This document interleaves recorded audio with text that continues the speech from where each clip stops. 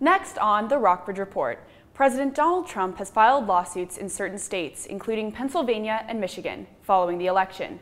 We'll show you how some voters are fighting back. COVID cases are rising to an all-time record in multiple states. See what's happening in Virginia's neighbor to the south.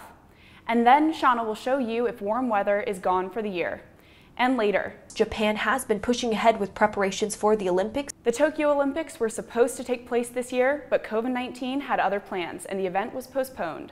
See how Japan is preparing for the rain check. All that and more on this edition of the Rockbridge Report. Live from the campus of Washington and Lee University with news from Rockbridge County, this is the Rockbridge Report. Good afternoon and welcome to the Rockbridge Report. I'm Donald LeCompte and I'll be joined later by my co-anchor Lily Mott, weather with Shauna Muckle, and Brennan Black with sports. A group of black voters in Pennsylvania says the Trump campaign is trying to disenfranchise them by questioning the legitimacy of mail-in ballots. The campaign wants those votes reviewed and potentially thrown out. Andy Sheehan has the story. Black voters in Allegheny and Philadelphia counties played a major role in putting Joe Biden ahead in Pennsylvania by turning out en masse at ballot drop-off centers or simply voting through the U.S. mail. Election protection, your vote matters. But with the Trump campaign challenging the legitimacy of some 700,000 mail-in votes in those two counties, Tim Stevens and the Black Political Empowerment Project have joined the legal fight against them. We're aiming to make sure that our votes count. And we don't need any political shenanigans who's going to disenfranchise that opportunity and that right that we have as citizens. These are massive numbers of votes that could completely change the outcome of the election. In a case that could decide the election in Pennsylvania, the Trump campaign maintains its observers could not see the processing of ballots here or in Philadelphia County, opening the door to fraud. It also alleges democratically controlled counties allowed mail-in voters to correct their ballots if they had filed them incorrectly, creating a two-tiered system that treated voters differently, favoring mail-in over in-person voters. And right now, it's pretty clear that some issues have arisen that cast serious doubt on that idea of election integrity. They have zero evidence that is admissible in court that they have produced to justify this outrageous request. This is them basically just trying to steal the election. The American Civil Liberties Union, which is representing BPEP, the NAACP, and the League of Women Voters in petitioning the court, says there is no evidence of fraud. And Stevens says disallowing these votes would hearken the return of the days when African Americans did not have the vote. It would be a new day of disenfranchisement of black people, which has occurred across this nation for centuries. 2020 is a year it needs to end, not begin. As the coronavirus pandemic keeps spreading across the country, there's another push to kill the Affordable Care Act. If the law from the Obama administration is struck down, millions of Americans could lose their health care. John Lawrence reports. The U.S. Supreme Court hearing arguments over the Affordable Care Act. God save the United States and this honorable court. Trump administration lawyers and GOP state attorneys general say a 2017 congressional amendment that eliminates the penalty for failing to get insurance invalidates the law altogether. Lawyers supporting the ACA say Obamacare can't survive without that mandate. Chief Justice John Roberts appears to agree with the latter. I think it's hard for you to argue that Congress intended the entire act to fall if the mandate were struck down when the same Congress that lowered the penalty to zero did not even try to repeal the rest of the act. Justice Brett Kavanaugh, a Trump appointee, says Obamacare could survive if the amendment were removed. This is a very straightforward case for severability under our precedents, meaning that we would excise the mandate and leave the rest of the act in place. Legal analysts say comments like these make it appear that Obamacare is not in critical condition. It's a pretty good sign there are at least 5 votes, including Kavanaugh, the Chief Justice, the 3 progressives, to leave the rest of the ACA intact. That's going to be a big sigh of relief for millions of Americans. I'm John Lawrence reporting. The budget changes Virginia lawmakers approved this week include adding $1 million to pay for an independent investigation into allegations of racism at VMI. Governor Ralph Northam, a VMI graduate, and other top Democratic elected officials sent a letter to the Public Schools Board last month announcing an investigation into its culture, policies, and equity in disciplinary procedures. This came after a Washington Post story described black cadets and alumni facing, quote, relentless racism. VMI Superintendent, retired General J.H. Binford P. III, resigned last month under pressure from the governor's office. Election day is over, but the work for Lexington's elected leaders is just beginning. The Rockbridge Report asked Mayor Frank Friedman, as well as City Council members Leslie Strawn, Marilyn Alexander, and Charles Allagood about their plans for the year ahead. To learn more about these Lexington leaders, go to rockbridgereport.wlu.edu. The Rockbridge area YMCA childcare is changing its schedule once again as students move back into the classrooms. The YMCA has adapted to changing circumstances from when kids first moved to virtual school last March through the start of this year. Now that students will all be back in school by the end of the month, more changes are coming. Zach England reports. At the start of school in September, both Rockbridge County and Lexington school boards decided they would reevaluate their learning plans after 9 weeks, and this week marks the end of that period. We've been running 2 full-day sites as well as after school at Andrea Heights Elementary. And then today it's a new 9 weeks, so now we have 1 full-day site after school at Enderley and after school at Waddell. The Y is also opening an all-day site at Waddell on Fridays since all school divisions have a virtual day then. Central Elementary plans to bus students to the after-school programming. LePere said the first 9 weeks were a busy and unusual time for childcare. It used to be nothing but fun, but now it's been school. It's weird. I tell you, you come in and there's kindergartners sitting all around the room on their computers and they're quiet. It took staff a second to figure it out too. It was a little bit rough when the virtual classes first started. You really start thinking, are you smarter than a 5th grader when they're doing their basic math and you're over here struggling. A couple kids might have missed classes the first few days because it was totally confusing on all parties' part, like the school, the parents, and the staff, but it's smoother now.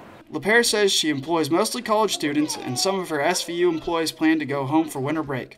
But she hopes some will stick around to work and others can be replaced with her summer staff who leave during the school year and come back for break. It's pretty amazing because now I have a flexible option to go home and visit home for a while because I haven't had the opportunity to really, or I can stay up here and continue to work. And the YMCA has offered amazing times where we just need to tell our supervisor and we can take a little hiatus. LePere said her all-day Friday slots are pretty full, but there's still time to sign up for after-school care for the next 9 weeks. With the Rockbridge Report, I'm Zach England. See how COVID is affecting North Carolina. As you can see, the rain has finally let up here in Lexington, and that should actually bring some chillier weather starting next week. Stay tuned to the Rockbridge Report for this week's forecast. And later. Remember when burger chains used to ask, "Where's the beef?" One of the biggest burger chains in the world has unveiled a new plant-based burger. Welcome back to the Rockbridge Report. I'm Lily Mott. The CDC says that the United States reported 883,827 new COVID cases this week. Contributing to this are many states that are reporting record numbers in cases. Ken Lemon is in one of the states that is seeing record high numbers, North Carolina. The advertisement for the event says simply, "Giants are coming," referring to the lineup of preachers. But neighbor Edward Craig fears they are bringing more than the Word of God. I'll let you shut it down. He said COVID is spreading at a troubling rate, and he worries with so many people, the Kingdom City Church is becoming the right environment for the wrong thing. I think it's dangerous. But earlier this year, police convinced Pastor Brian Karn, listed as overseer and senior pastor of the event, to cease service during the stay-at-home order in April. Karn preached on immunity to viruses. COVID-19, Satan the Lord rebuke you. I don't have no business being sick in my body. No one attending the week-long convocation or with the church is speaking publicly today, but the advertisement for the event warned people must wear masks. I'm a church-going man. Michael Bennett was driving by and saw the crowd. He does not approve. That right there is what causes all this. Yeah. People gathering like that. I mean, it don't make no sense. We talked to a doctor at Novant Health who said while church services are allowed, they should include proper precautions like people wearing masks and social distancing.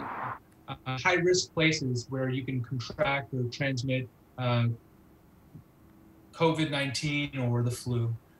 The coronavirus caused a lot of stress and worry all over the world, but the United States is dealing with another pandemic, misinformation. Avalon Purnell has the story. As COVID-19 cases continue to increase across the United States, many are wondering what went wrong, and researchers are pointing to misinformation online as at least one reason why. But what is misinformation, and how is it making our lives harder? When we use the word misinformation, we're really covering a lot of noise that's out there. Some of it's very intentional. Some of it is just inadvertent, and it's just noise. From tweets stating the coronavirus was started in a lab to Facebook posts offering quick and easy COVID remedies, misinformation poses a large problem for social media sites. But this is not a new problem. We've been dealing with misinformation as long as people have been able to, deceive one another. Yet misinformation has thrived throughout this crisis. And according to the Center for American Progress, the prevalence of misinformation on social media platforms has become an added health risk during this pandemic. Yet some doctors have found building relationships with patients has helped them combat misinformation in the exam room. I'm a huge proponent of getting and talking to someone in person, and that is the way that I reduce the misinformation, because they hear it from me more than just me typing on a computer what I think is real. And some organizations like Healthcare Ready are on the ground earning the trust of community partners to help create plans for vaccine distribution before it becomes available. Public health departments are going to be leading in that effort, and government agencies are going to be supporting them. But for it to be successful, for the response not to fall short, important to have those community partners and community level organizations engaged in participating in the process as well. And the Centers for Disease Control and Prevention has already created an interim playbook to get state, local, and community groups involved from the start. And all hope is not lost. It's really just a matter of taking an extra minute. Taking an extra minute to partially to breathe, and taking an extra minute to check out information and to try to get that verified and triangulated with multiple sources. For the Rockbridge Report, I'm Avalon Purnell. Requests for money or temporary shelter have grown locally after the state ended its rent and utility relief programs. Reporter Jin Nee is live at the Rockbridge Area Relief Association building with the story. Thanks, Lily. Since the moratorium ended, local and state agencies have been stepping up to provide additional help and funding. Governor Ralph Northam recently directed $12 million from the CARES Act to the Virginia Rent and Mortgage Relief Program. Homeowners and renters can receive assistance online if they go to the website dhcd.virginia.gov/eligibility. Now back to Lily in the studio. Thanks, Jen. Next on the Rockbridge Report. A storm tore through Winnebago, Illinois earlier this week. See how the community is handling the damages. And then, Shauna will tell you if we have more rain coming this way. Cemetery. And later, Tokyo postponed the Olympics until 2021. See how the preparation is going. Welcome back to the Rockbridge Report. I'm Shauna Muckle. 2 straight days of moderate to heavy rains have soaked the Rockbridge area and prompted flood warnings for much of western Virginia. The rain started early Wednesday and will continue on and off through this afternoon. Even as the rain has eased up, the ground has remained saturated and skies overcast. But there's a change in the air, and I'll have the details of my forecast in just over a minute. Meanwhile, crews in Winnebago, Illinois are working to restore power after a sudden storm on Tuesday. Trees and debris littered the roadways, and power lines were downed. Brandon Giese spoke with community leaders about all the damage. Estimates of damage can't be told at this point. The central part of the town is pretty much out of power. Most of a village without power after a powerful storm hits the state line. I was in the parking lot when it hit, and it hit pretty hard. And many say it will impact Winnebago in different ways than storms from the past. It was just sudden, quick, fast. It was seconds. I mean, it wasn't even minutes. It blew through so fast, and it was so quick that nobody had really any time to react. On Route 20, just outside of Winnebago, 2 trucks ended up in a ditch, traveling in opposite directions. In town, signs are ripped in half, and some homes are damaged. Metal roofing that's been ripped off of businesses. There's business signs that have been torn down. And it's hard to tell now how many residents have had damage to their houses, trees falling on them. Winnebago Police Chief Jeff White says he knows of no injuries at this time. Emergency crews will work into the night, clearing roadways of debris and working on damaged power lines. But most do not know when the lights will come back on. I've heard estimates, maybe 72 hours. I hope that's not the case. We open up with a live shot of Spotswood Drive here in Lexington right now. And as for the weather today, we have some pretty nice weather now that the rain has let up. It was 62 earlier this morning as the downpour continued. It's gotten a bit cooler since then. The low this morning was 49 degrees, and the barometric pressure right now is 29 and 96/100 inches of mercury. Wind speed right now is still pretty significant, 9 miles per hour wind speed right now. And that post-rain humidity is still pretty strong, 93% humidity right now. As for the radar, as you can see, there's just the slightest chance of precipitation in the region, but now that the downpour has ended, it looks like we're headed for some pretty dry next few days. Now for the rest of the region, we're seeing pretty similar conditions across the board. We have 56 degrees and cloudy in Lexington right now. Buena Vista and Lynchburg look pretty similar, 58 degrees and cloudy in both of those areas. It's a little bit cooler up in Stanton, but still overcast, 53 degrees in Stanton, and just a little bit cooler in Charlottesville as well, 54 degrees in Charlottesville and cloudy there as well. Over in Covington, we see pretty similar temperatures to Lexington, 58 degrees and cloudy in Covington, a lot like Lexington, and in Roanoke it's 60 degrees, just a couple degrees warmer, and overcast there as well. And as for the next 5 days here in Lexington, it looks like we're finally headed for some consistency. On Friday, there's a high of 67 degrees. It's partly cloudy on Friday as well, so luckily dry, but a pretty significant low, 37 degrees, a lot chillier than we've seen this past week. And that trend continues on Saturday. 60 degrees for the high on Saturday, even cooler. 45 degrees for the low on Saturday, and it's still partly cloudy then as well. Sunday is our 1 day of rain. It's 64 degrees for the high on Sunday and 40 degrees at night, but again, there will be rain. And then starting next week, it's again back to dry temperatures, but it's going to actually be quite a bit cooler. 56 degrees on Monday for the high and 33 for the low, and even colder on Tuesday. 51 degrees on Tuesday for the high and 31 degrees at night, although it will be sunny. So even though we've had a pretty mixed November, it looks like we're finally back to some of those pretty chilly, dry fall temperatures. That's it for this week's forecast, and now we're on to Brennan Black with sports. Next on the Rockbridge Report, I'll give you the most exciting game results and what games to look forward to. And later, McDonald's announced a new burger. We'll show you the green alternative. Hello again everyone, I'm Brennan Black and we're talking sports. It was a tough week for two local favorites in the NFL. Let's take a look at the scores. The Carolina Panthers had a close game against the Kansas City Chiefs, but ultimately lost 33-31. The Baltimore Ravens had a decisive 24-10 win against the Phillip Rivers-led Colts. And the Washington football team lost a tight 23-20 game against the New York Giants. Tonight, we have an AFC South showdown between the Colts and the Titans. Both teams are vying for a spot in the playoffs, so it should be a good one. Catch this one on Fox at 8:20. The World Series just wrapped up crowning a new MLB champion, but the Washington Nationals are already preparing for 2021.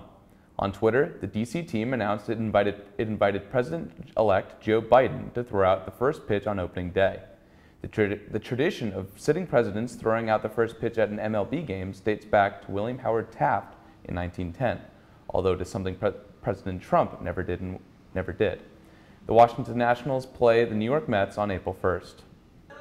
And I'll leave you with this last story. The 2020 Summer Olympics were said to be in Tokyo, but they were ultimately canceled because of the coronavirus pandemic. Japan is planning on hosting the Olympics this summer, but they are also facing a third wave of coronavirus cases as well. Reporter Selena Wong gives us an update about how the country is grappling with the Olympic preparations during the pandemic. Doctors are warning of a third wave of cases in Japan as infections reach a 3-month high, surpassing 1,500 infections on Wednesday.